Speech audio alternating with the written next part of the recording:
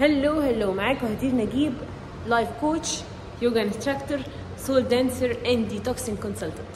ده اليوجا استوديو اللي احنا بنعمل فيه، بس هو موجود في السخنه. حبيت اوريه لكم. احنا هنا بنعمل معظم الجروب ثيرابي واليوجا كلاسز، وكمان ساعات بنعملها على البحر.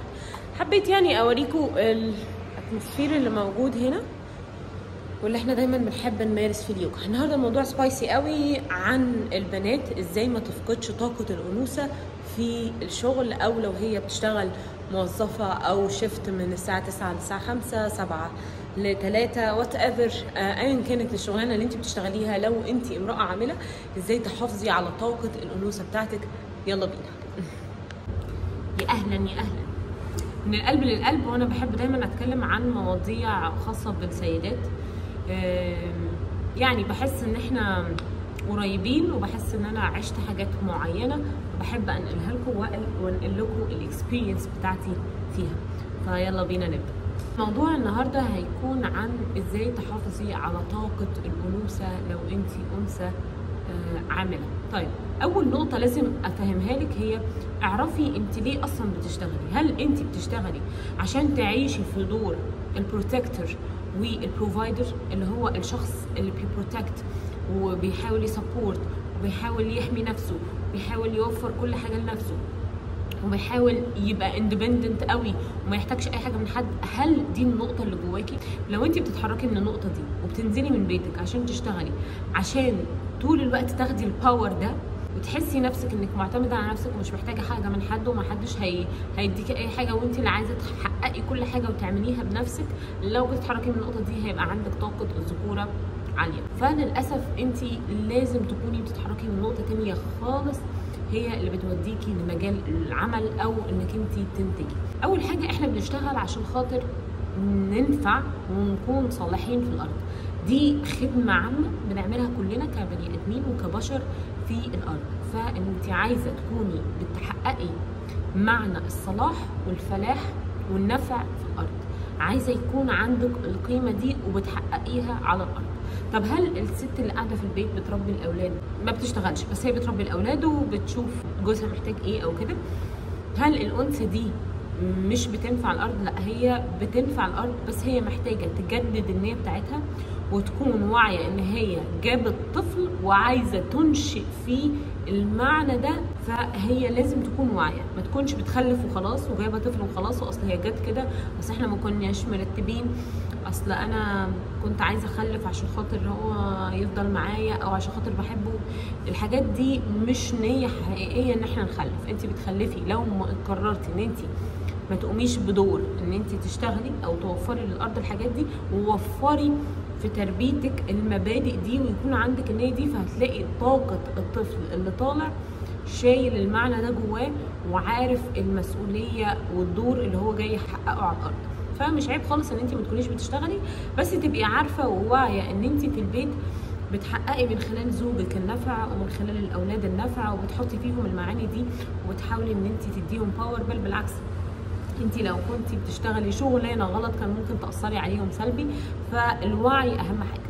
طيب، ازاي بقى الانثى اللي بتشتغل فعلا توفر لنفسها طاقه الانوثه؟ فاول نقطه هي ما تكونش بتشتغل عشان خاطر مسؤوليات والتزامات، وزي ما قلنا مش عشان خاطر تبقى اندبندنت وبتحمي نفسها من كل حاجه. لا، هي بتشتغل عشان خاطر هي عايزه تكتسب سكيلز جديده، عايزه تتعلم في الحياه وتاخد تجربه حياتيه تعلمها عن نفسها حاجات، وتعلمها ازاي تتعامل مع البشر، وتعلمها ازاي البيزنس ماشي او سوق العمل ماشي ازاي لو انا وقعت في ظرف صعب هعرف اساعد نفسي.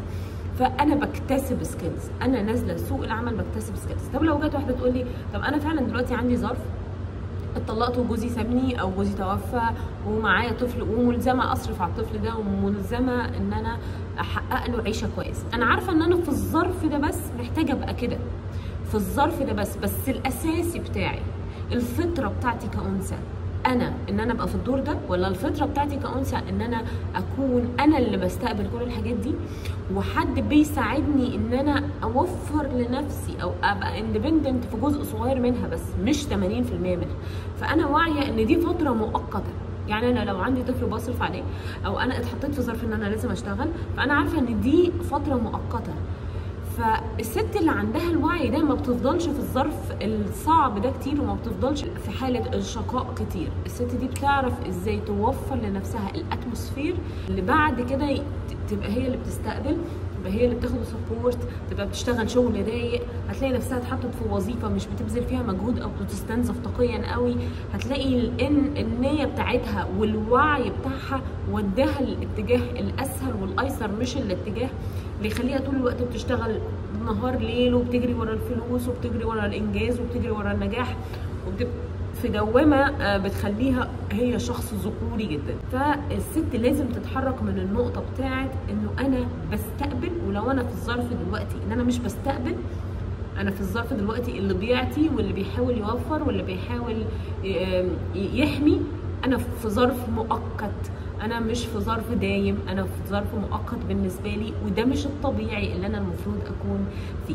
الغلطات اللي الست بتقع فيها بتخليها فعلا عايشه حياه ذكوريه. هقول كذا نقطه خلينا نركز فيهم، والنقط دي فعلا بتاكد لك ان انت بتتعاملي بذكور. اول حاجه هي ان انت ما بتعرفيش تكوني مستقبل للحب، مستقبل للعطاء، مستقبل حتى المجاملات، مستقبل للهدايا. في ستات كتير ممكن تنزل وما تحبش ابدا حد يدفع لها او يعزمها، مستحيل تعزم تقبل من اي حد اي مساعده، مستحيل تاخد من اي حد حاجه، عندها حاجات كلاكيع كده، يعني فايلز عامله كده زي الحجر، مستحيل تاخد من اي حد حاجه. وده بيأكد ان انت عايشه الذكوره. لو ما بتعرفيش تخلي حد يساعدك بيأكد ان انت عايشه الذكوره، فخدي بالك من الحته دي. الست اللي بتعرف تخلي كل الناس اللي حواليها بتساعدهم وبيساعدوها وبتستقبل منهم المساعدات، الست اللي عندها الكوينولوجي بتعرف تخلي الكون كله يساعدها، بتستقبل من الناس، الناس تيجي عندها كده تبقى عايزه تعمل لها حاجات. فدي مايند سيت بتاعت الانثى، والفيمينين انرجي اللي عندها العاليه بتحقق لها الحته بتاعت الريسبتيفيتي دي، او ان هي تعرف تريسيف من الاخرين. النقطه هي الكومبليمون. لما حد يجي يقول لك كلمه حلوه، لما حد يجي يعبر لك ان انت سيده جميله، لما حد يجي يقول لك ان انت بتعملي اعمال حلوه قوي، ما تقعديش تقولي الله شكرا بجد ميرسي، انا يعني حاسه انه مش عارفه، انا ما كنتش حاسه كده، او انا ما كنتش متاكده، او تفضلي شايلاها جميله عليكي انك عايزه تقولي له حاجه هو كمان حلوه او هي كمان حلوه. اعرفي ان انت عندك هنا مشكله في الذكوره. الست اللي بتبقى عارفه ان هي بتستقبل الكلام الحلو، الطبيعي ان انت ست يتقال لك كلام حلو، ثانك يو، ميرسي، شكرا، مش بحس ان الموضوع كبير قوي ان انا خدت كلمه حلوه من حد. تالت نقطه وهي ان انت ست مش شكايه او ست مش نكديه.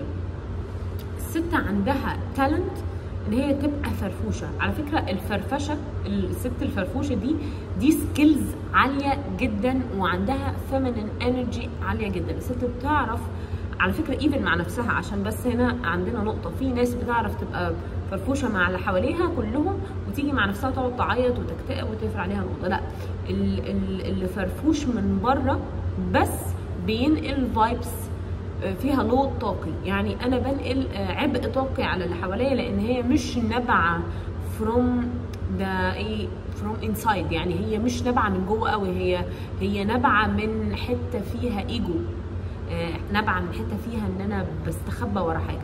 فلازم الست اللي هي فعلا عندها فيمينين انرجي عاليه بتعرف تفعل طاقه الفرفشه من جوه لبره، بتحس ان هي مش محتاجه تزعل على حاجه، مش محتاجه تزعل على اللي فضل او اللي مشي او اي حاجه في الدنيا، هي محتاجه تنبسط. عندها المايند سيت دي، هي محتاجه تنبسط وتتدلع.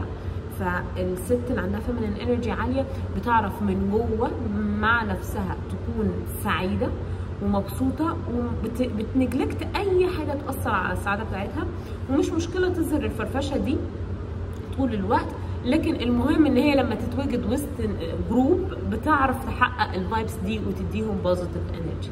4، الست اللي لما بتتعرض لكلمه صعبه او تقيله، او حد كلمها باجريسيف واي، او حد اتعصب عليها في الشغل او في التعاملات في العموم، هي اللي بتمتص وبتستوعب التعامل السيء ده بالهدوء التام من غير العصبيه، ما بتاخدهوش بيرسونالي خالص، بتخليه يقف عند حته كده بعيد عنها، اي تعامل سيء ما بتاخدوش جواها، بتاخده على الحدود الطاقيه بتاعتها، ما بيخترقش الطاقه بتاعتها، وبتعرف ازاي تعبر عن اللي مش عاجبها بطريقه فيها رقي وسلام. بس لو حد حاول يعدي الحدود دي ممكن يبقى فيها تعامل تاني، بس انا بتكلم لو حد كلمك من بره باجريسيف واي او بطريقه مش حلوه، لازم الطريقه دي ما تعديش حدود طاقتك، وتبقى واقفه من هنا بره وانتي رايقه، ما بتجيش تخش لحد الصوره الذاتيه بتاعتك او ما تخبطش في القيمه اللي انتي حاساها مع نفسك. خامس نقطة، الست اللي لما حد يجي يتكلم معاها في العموم او بيشتكي لها او بيحاول يقول لها ده في مشكلة في الشغل او في حاجة ما اتعملتش او كده، بتحسسه ان هي سامعاه، ما تحاولش تتكلم اكتر ما هو يتكلم، سواء في العلاقات او في مجال الشغل او في مجال الصداقة. بتحاول تسمع، بتخلي الناس اللي حواليها تحسس الشخص اللي قدامها ان هي بتسمعه بقلب مركزه معاه، لان ده بيدي انطباع ان هي بتريسيف هيز انرجي وبتخلط الانرجي بتاعته، وعندها بروسس بتعملها عشان تحولها لبوزيتيف انرجي وترجعها له بحاجه احسن. دايما الست عندها الحته بتاعت، معرفش ايه اللي بيهرشني هنا دايما الست عندها الحته بتاعت ان هي بتاخد الحاجه تطبخها وتطلعها في شكل احسن، تاخد الخام تطبخه وتطلعه في شكل احسن. فهي بتحسس الشخص ده لما يتسمع ان هي هتطلع له انرجي حلوه، هاخد اللي تعبك وهطلع لك انرجي حلوه، بس اللي باخده تعبك ما بيأثرش. طبعا ما بتعاطفش معاك، في فرق، ما تعاطفش معاك، لكن انا بحسسك اني حاسه بيك وموجوده لك وبسمعك وبديك بوزيتيف انرجي. خلاص. فالست الذكيه اللي عندها فيمينين انرجي هي بتحسس اللي حواليها ان هي موجوده بريزنت. سادس نقطه، وهي الست اللي مش بتتكلم على غيرها كتير، يعني ما تلجأش للقعدات اللي فيها جوسبس وان احنا ده عمل وده سوا ودي راحت وعملت وشفتي اشترت ايه وشفتي جابت ايه وشفتي النهارده شكلها عامل ازاي. ما بتلجأش للمود ده او للفايبس دي او للاتموسفير ده، لان الاتموسفير ده بيأثر على طاقتها جدا وبيستنزفها طاقيا وبيخليها تستنزف اللي حواليها طاقيا. فالست اللي عندها فيمينين انرجي بتحاول تنفصل عن الجوسبس او عن الحاجات اللي فيها زي ما بنقول احنا هري. سابع نقطة، وهي الست الذكية بتعرف ازاي تاخد وقت لنفسها during the day like 10 minutes مهما كان وراها ايه، بتعرف ال 10 minutes دول تاخدهم تعمل فيهم meditation، تعمل فيهم حاجة بتحبها، تقعد مع نفسها. بس أهم حاجة أنا رأيي إن الست في ال10 دقايق دول تكون قاعدة متنحة، بس للكون قاعدة شايفة منظر طبيعي، بس هي قاعدة لحالها بتشحن، لأنه الست أساس الطاقة بتاعتها هي إن هي تشحن طاقة نورانية من الكون وتخليها present وتخليها قريبة لسلامها الداخلي. آخر نقطة هقولها هي إنه الست اللي عندها feminine energy عالية دايما بتلجأ لأن هي تعيش السلام الداخلي، دايما ما بتلجأش أبدا إن هي تحاول تنجز أو تنجح أو تثبت حاجة من خلال نجاحها، أو إن هي تجيب فلوس أو تجيب وضع اجتماعي أو تجيب مكانة في شغل عشان خاطر تثبت إن هي قادرة أو إن هي قوية أو إن هي بتتحب أو إن هي بتتقبل. الست ما بتحتاجش تثبت أي حاجة. الست اللي فعلا أنثى هي عارفة إن هي أنثى، وعارفة إنه كل حاجة وكل طريق وكل احتمال هي بتحققه في الحياة نابع من السلام الداخلي اللي هي عايشاه مع نفسها، نابع من طاقة النور اللي بتخرج منها، نابع من إن هي هتدخل في المجال ده وتوسع فيه أكتر وتبعت انرجي فيه أكتر من غير مجهود، من غير مشقة، من غير استنزاف، من غير ما أفضل أجري من هنا ولهنا لهنا لهنا. صدقيني أنا كنت بعيش ده، وكنت طول النهار بشتغل وبروح من هنا وبشتغل هنا وبعدين اخلص هنا اروح ادرس هنا، كنت ساحله نفسي جدا. ده حلو جدا في مرحله معينه لاني كنت ببني نفسي وخدت اكسبيرينس فيه كويسه، بس حطيت في دماغي انه مش ده التارجت بتاعي. التارجت بتاعي ان انا اعيش رايقه، ان انا يجيلي فلوس، لان انا الكون انا عامله زي الماجنت. خلاص. فالماجنت بيجذب كل حاجه تيجي لحد عنده من غير ما يتحرك كتير او من غير ما يعمل مجهود. كل حاجه الكون بيشتغل معاكي كده، كل حاجه بتجيلك لحد عندك.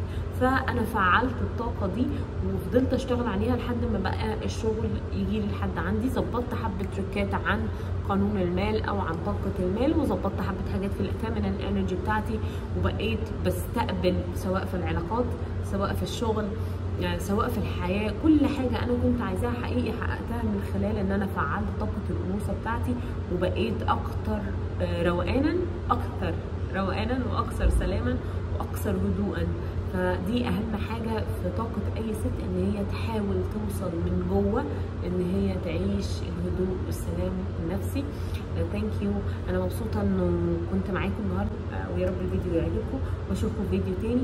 ما تنسوش تعملوا سبسكرايب للشانل ولايك للفيديو لو عجبكم، وشير لو حد تاني عايز يستفيد حاجه زي دي او حاسس ان هو مهتم بالموضوع. واشوفكم في فيديو تاني. باي باي.